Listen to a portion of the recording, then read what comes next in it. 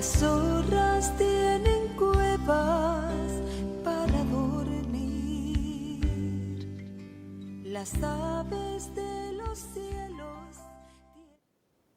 Dios les bendiga. Qué bueno estar nuevamente con ustedes y ustedes conmigo en este estudio sistemático de la palabra del Señor. Y vamos a iniciarnos hoy en el capítulo 2 del libro de Romanos. Vamos a leer primeramente los primeros 4 versos. Hasta ahí vamos a tratar en nuestro estudio.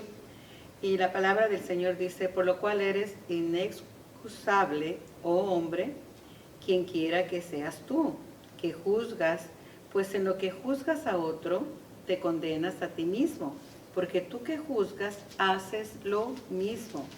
Mas sabemos que el juicio de Dios contra los que practican tales cosas es según verdad.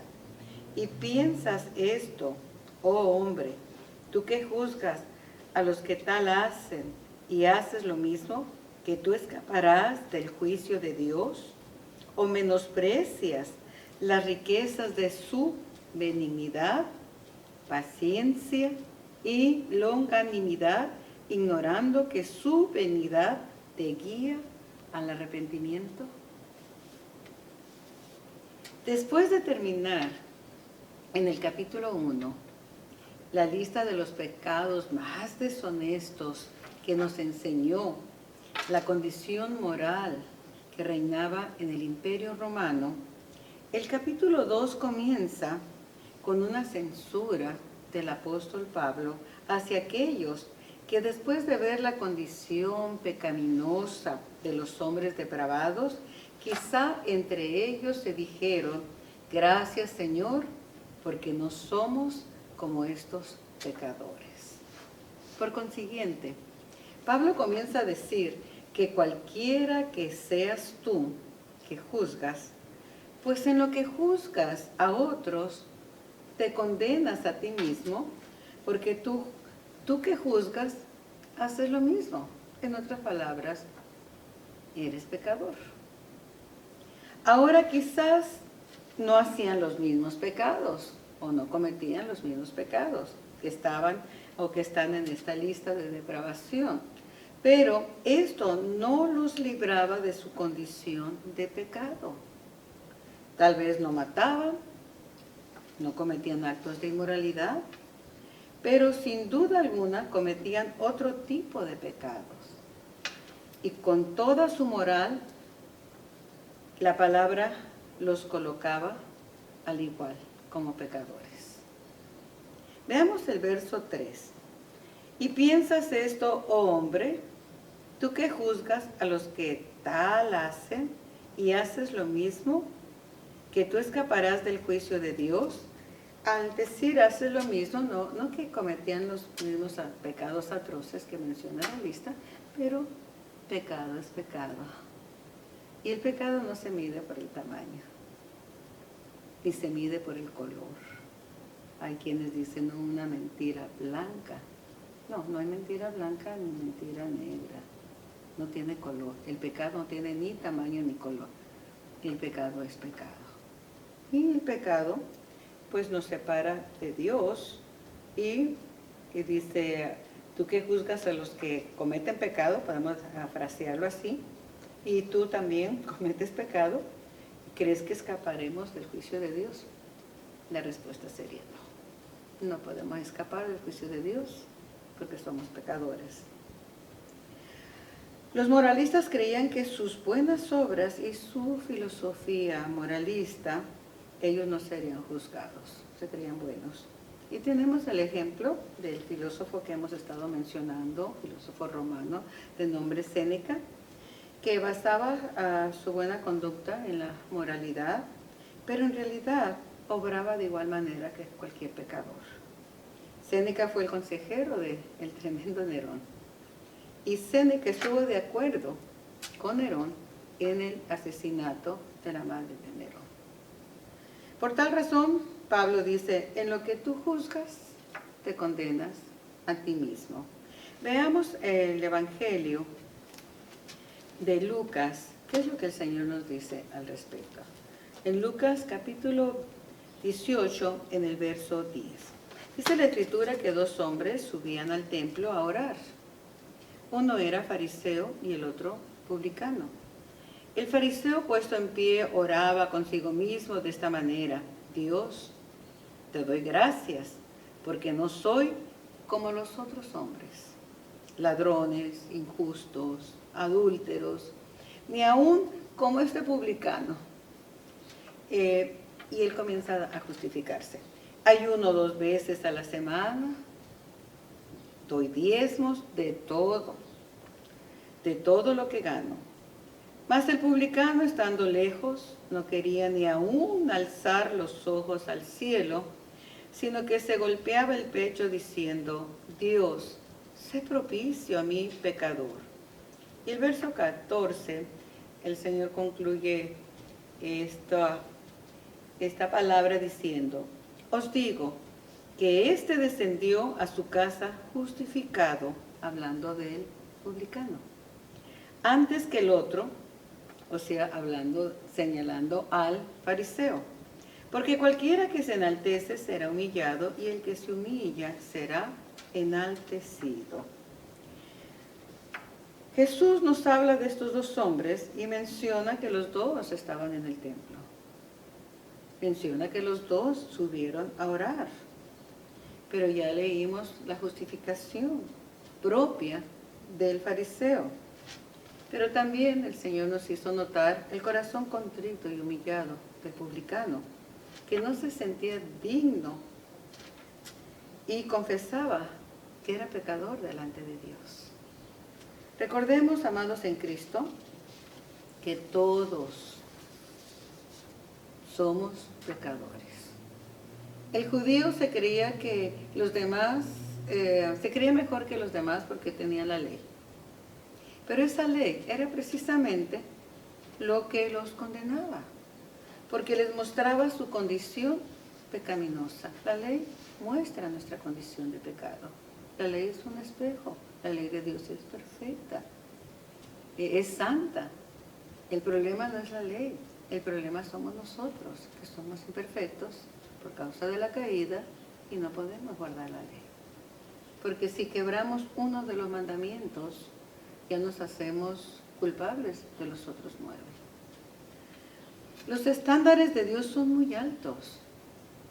Él es santo, 3 veces santo. El propósito de la ley fue enseñar nuestra condición pecaminosa y la necesidad de un Salvador. En otras palabras, la ley apunta a Cristo, apunta primeramente a nuestra necesidad por causa del pecado y la urgencia de encontrarnos con el Salvador. Como el único medio para ser librados es Cristo Jesús. Él es el único medio, es el único camino. Y ser libres a través del perdón otorgado al pecador por los méritos de Cristo, no por lo mucho que oramos, no por todas las buenas obras que menciona el fariseo, y le faltaron muchas más, quedó corto. Podemos decir que hasta cierta forma fue un poco modesto, pero se estaba enalteciendo y justificándose a sí mismo. Así que, amados en Cristo, lo que leímos en Lucas 18, dice que él confesaba humillado que era pecador y pedía que Dios fuera propicio. La palabra propicio que significa que Dios fuera favorable, que hiciera favor con él, que fuera benigno. Suplicaba la bondad de Dios para él, ¿se da cuenta? Y esto es precisamente lo que Pablo menciona en Romanos capítulo 2, volviendo a Romanos, en el verso 4, que es el siguiente versículo que vamos a ver en este momento. Vaya conmigo nuevamente a Romanos.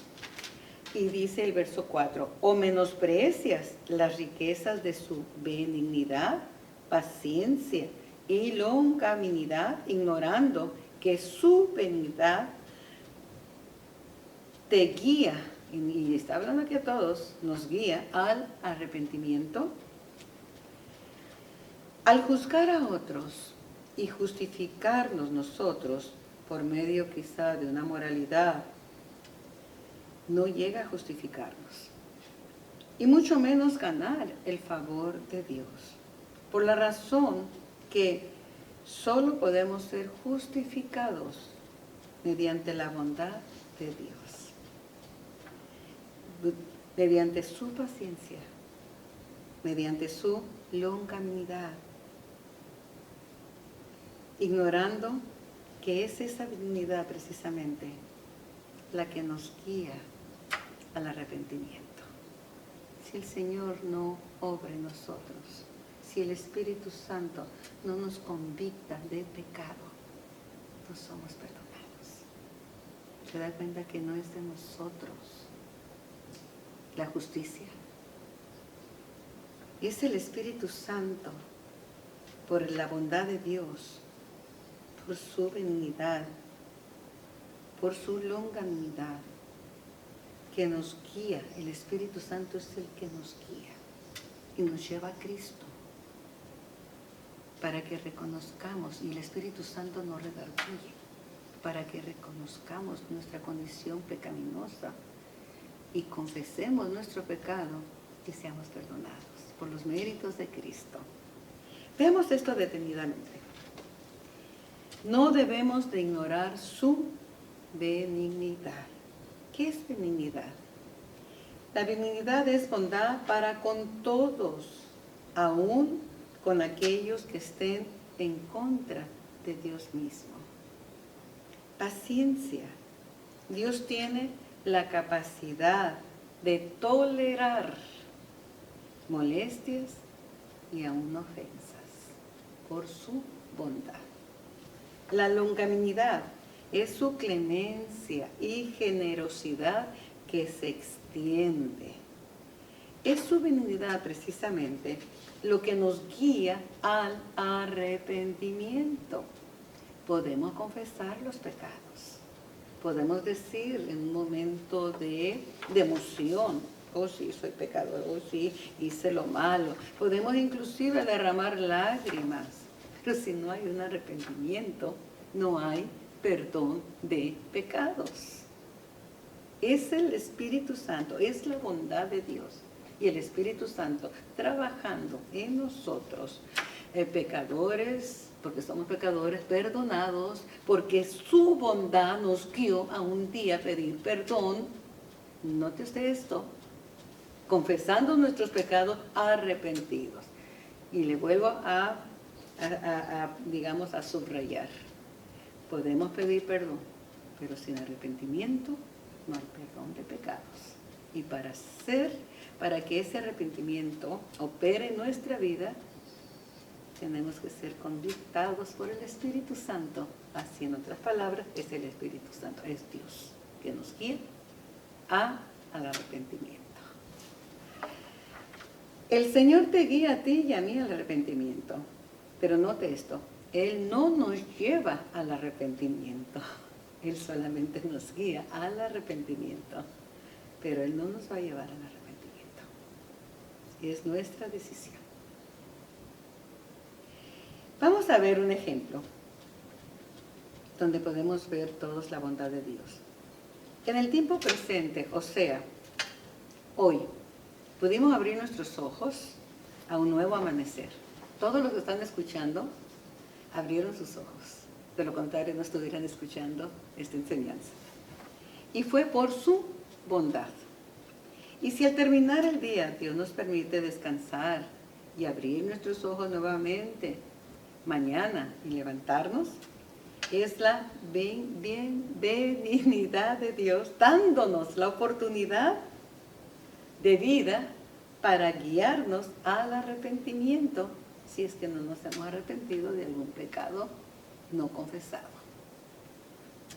Ahora, si pasan los años, podremos ser testigos de su longanimidad, o sea, su bondad extendida, en espera de que todos procedamos al arrepentimiento y no muramos eternamente. Aclaro esto. Dios me dio un día más de vida y no he confesado mi pecado guardado. No. Y si lo he confesado, no me he arrepentido. Sigo en el mismo ciclo. Y me da otros días. Ahí está su benignidad. Y a pesar de mis ofensas contra Él, sigue mostrando bondad. Pero pasa 20 años y sigo en mi pecado. Y cuando finalmente, por su misericordia, me arrepienta y le pida perdón, voy a comprobar su longanimidad, que se extendió años, guiándome, trabajando el Espíritu Santo, redarguyéndome, y finalmente fui movida al arrepentimiento, y hubo ese arrepentimiento genuino, y confesé un pecado que quizás había olvidado o enterrado y nunca había confesado. Esa es la longanimidad de Dios, se extiende. Qué hermoso, amados en Cristo. Por tal razón, nosotros, a que sabemos que nos ha dado muchas oportunidades y para ser perdonados por su bondad, debemos de estar agradecidos. Debemos reconocer sin jactancia que no tengo nada de qué justificarme a mí mismo, haga lo que haga, aunque sean buenas obras, aunque guarde la ley, la cual no podemos guardar sin Cristo. Pero nosotros creemos que somos los mejores muchas veces y menospreciamos, como dice Pablo aquí, las riquezas de su bondad. Él es bondadoso, no solamente para ti y para mí, sino para el pecador, aunque esté entre los que han cometido la lista de la que mencionó Pablo. Seguimos siendo pecadores y es su bondad que nos permite ese reconocimiento para venir humillados delante de Él, como el publicano, que ni siquiera se atrevía a levantar sus ojos porque estaba consciente de la santidad de Dios. Pero no faltan, hermanos, quienes vengan a juzgar nuestra conducta. Siempre va a haber. Y también estamos nosotros en esta lista. Y aún el trabajo en el Señor. Les voy a dar un testimonio, una experiencia no fue muy lejana, reciente. La iglesia ha estado en obediencia alimentando semanalmente familias e indigentes. Mensualmente es un promedio aproximadamente de 500 personas con cajas de comida. Es una despensa muy completa. El Señor ha sido más que bondadoso con nosotros, que cubre muy bien las necesidades semanales de una familia y darles el bienestar a los menos afortunados, como las gentes sin hogar. Estamos cumpliendo alrededor de 14 años en este ministerio, trabajando arduamente con un grupo de gentes comprometidos con el Señor. Cierto día llegó una persona y me dijo esto: ¿es todo lo que ustedes hacen? Ellos no solo, mencionando a las personas que miraba sin hogar, en los vicios, dice, ellos no solo necesitan comida, ellos necesitan un lugar donde vivir, necesitan ser libres de los vicios. Nosotros tenemos un lugar donde recibirlos. Y tenemos un programa para que se rehabiliten, etcétera, etcétera. De momento me sentí incómoda, pero no por el hecho de que tenga esa bendición que ofrecer. Sentí en sus palabras cierto menosprecio a lo que Dios nos había encomendado y que no estábamos haciendo lo suficiente de acuerdo al juicio de esta persona. Hasta que leyendo esta escritura mis ojos se abrieron ante la divinidad de Dios en el presente, permitiendo que los que comen de la basura tengan comida digna de un rey y la oportunidad de vida para que el Señor los guíe al arrepentimiento. A algunos quizás les parezca muy poco lo que hacemos, porque no estamos haciendo lo suficiente, pero permítame decirle, este trabajo va saturado de oración. Dios les muestra su amor a través de vasos de barro imperfectos como nosotros. Los tratamos con dignidad y siempre les agradezco por el privilegio que me conceden y nos conceden, porque somos un grupo, de poderles servir. Y no son solo palabras. La iglesia lo hace de todo corazón, todos. No somos una iglesia grande, somos un pequeño rebaño, pero todos comprometidos en este ministerio. Y lo que hacemos, lo hacemos de corazón.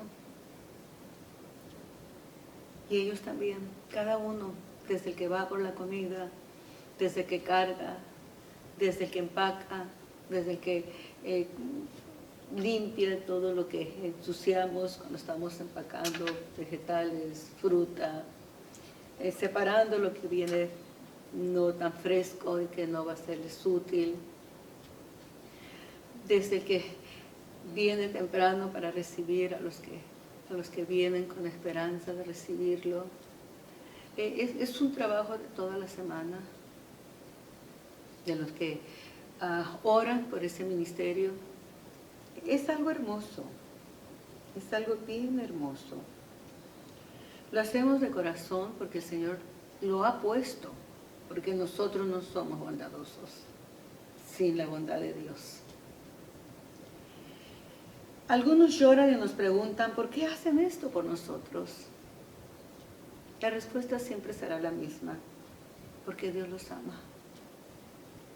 Y ese amor de Dios por ustedes es tan grande que lo ha compartido y lo ha puesto en nuestro corazón para amarlo sinceramente y sentirnos honrados de poderles servir.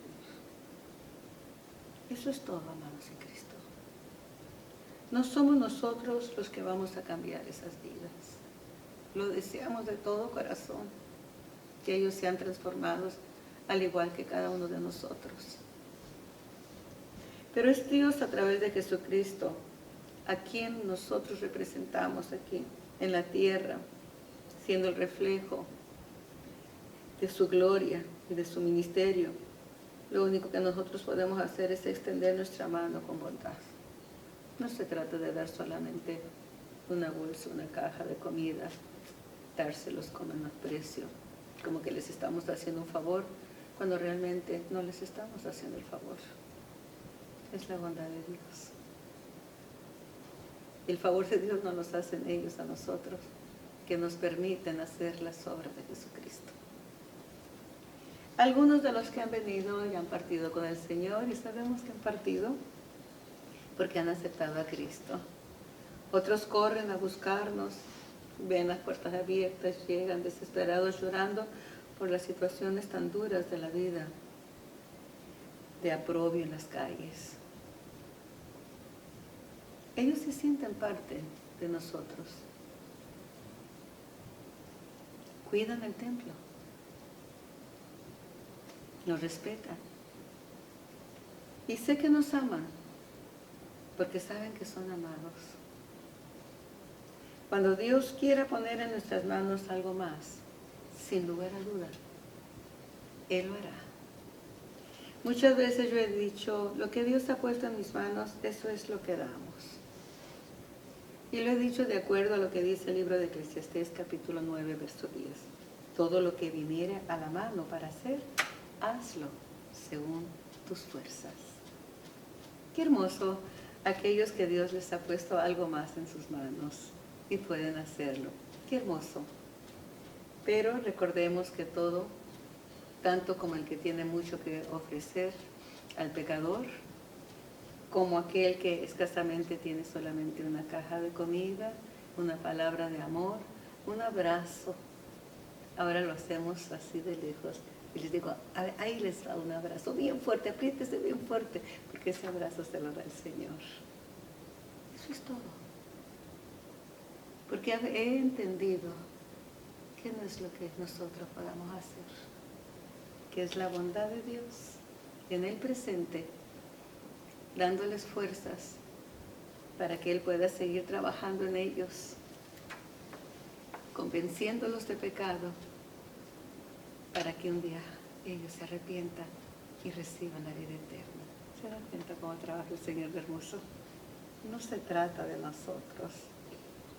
Cuando los he visto desgastados, malnutridos, mi oración ha sido: dales oportunidad de vida, dales fuerzas a través de estos alimentos para que tu Santo Espíritu los guíe a tus pies.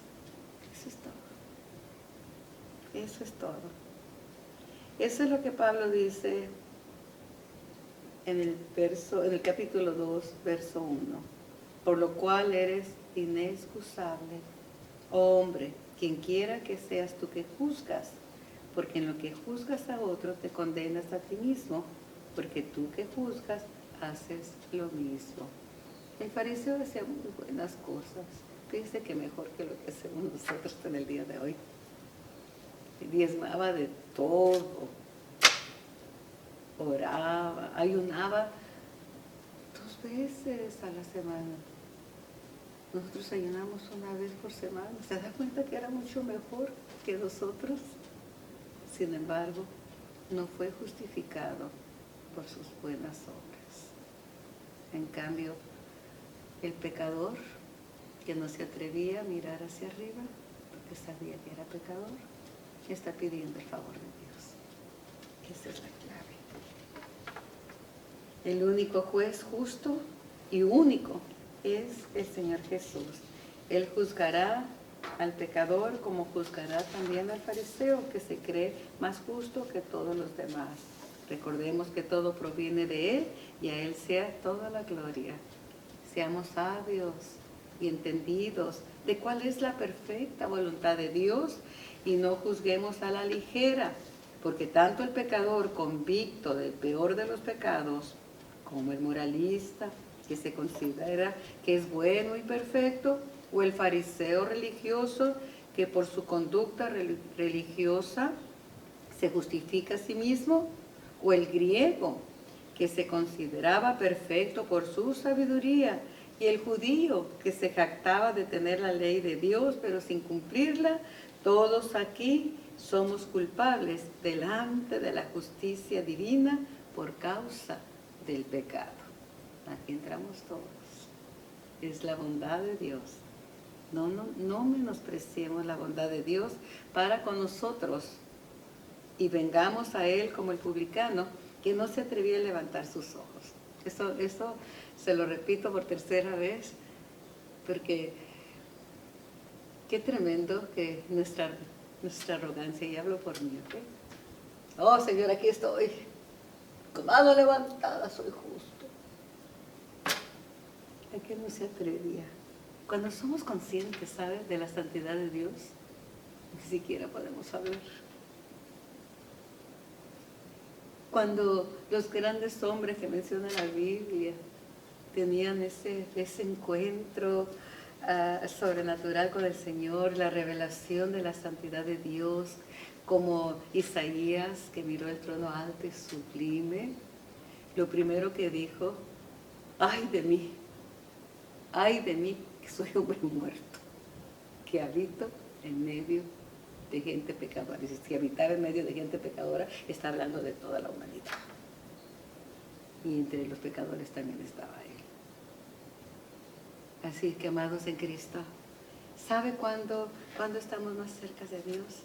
No cuando tenemos esas revelaciones gloriosas del tercer cielo. Estamos más cerca de Dios y Él con nosotros cuando le pedimos humillados que sea propicio a nosotros, que muestre su favor y su bondad para con nosotros.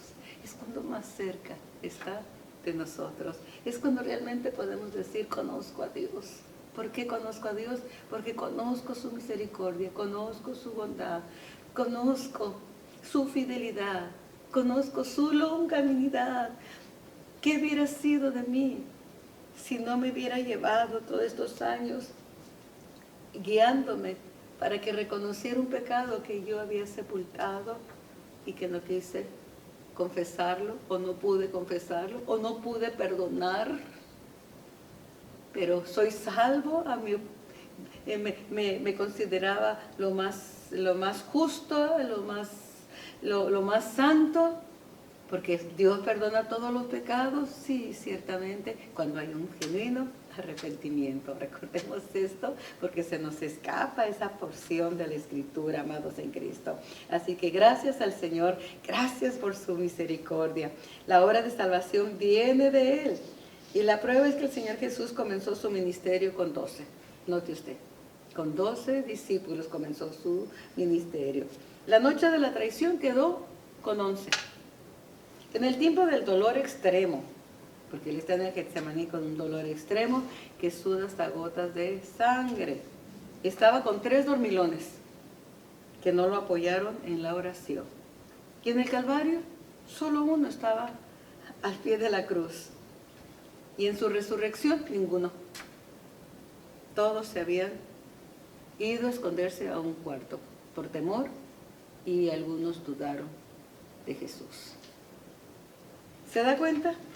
Que aún los que servimos y decimos seguirle necesitamos de su benignidad, de su paciencia y de su longanimidad. Y si de algo podemos gloriarnos, amados en Cristo, gloriémonos en la cruz.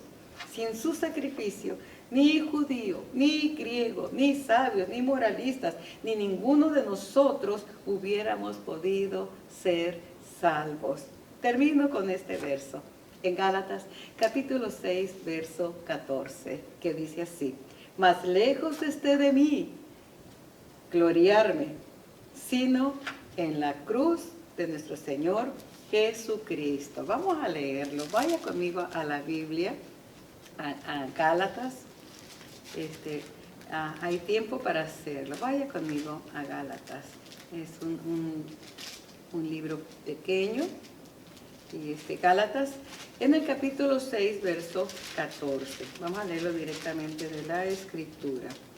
Pero lejos esté de mí gloriarme, sino en la cruz de nuestro Señor Jesucristo. Aleluya. ¿Se da cuenta? Si queremos gloriarnos y jactarnos de algo, gloriémonos en lo que Cristo hizo por nosotros en la cruz del Calvario. Ahí está el todo. Porque si Cristo no hubiera muerto y no hubiera resucitado, vana, inútil sería nuestra fe. Que Dios les bendiga, amados en Cristo. Qué hermoso es el amor de Dios. Qué hermoso, qué lindo. Disfrútelo. Que su bondad, su benignidad y su longanimidad se extiende hacia nosotros para que un día podamos reconocer que no somos nosotros, que es Él. Y gloriémonos en la obra de Cristo en la cruz. Amén. Que Dios les bendiga abundantemente. Bendiciones.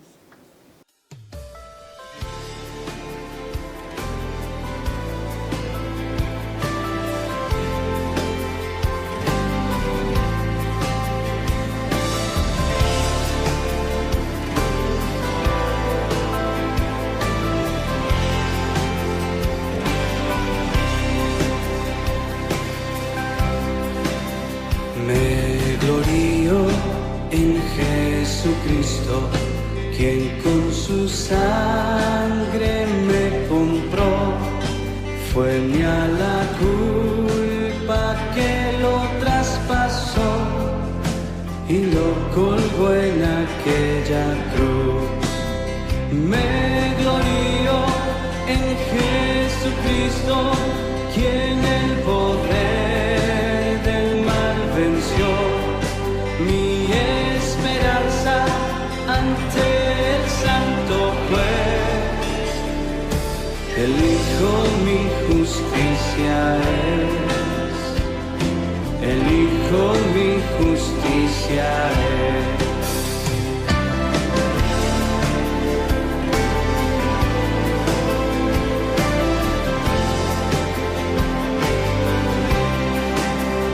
Me glorío en Jesucristo, su amor me dio, mi vida es Él.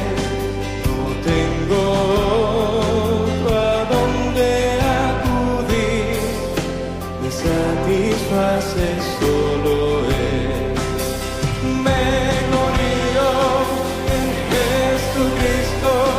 mi torre fuerte, redentor. Si el enemigo es fuerte contra mí, mis pies por gracia sostendrán, mis pies por gracia sostendrán.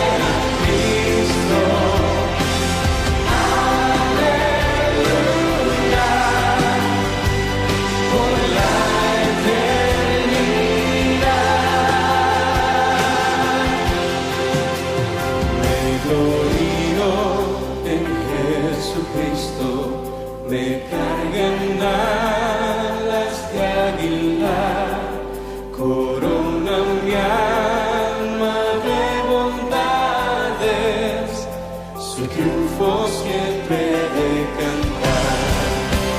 Me glorío en Jesucristo, me espera en gloria eterna, cuando me llame al paraíso estar, su rostro siempre a contemplar, su rostro siempre a contemplar. Me glorío en Jesucristo, me espera en gloria eterna, cuando me llame al paraíso estar, su rostro siempre a contemplar, su rostro siempre a contemplar, su rostro siempre a contemplar.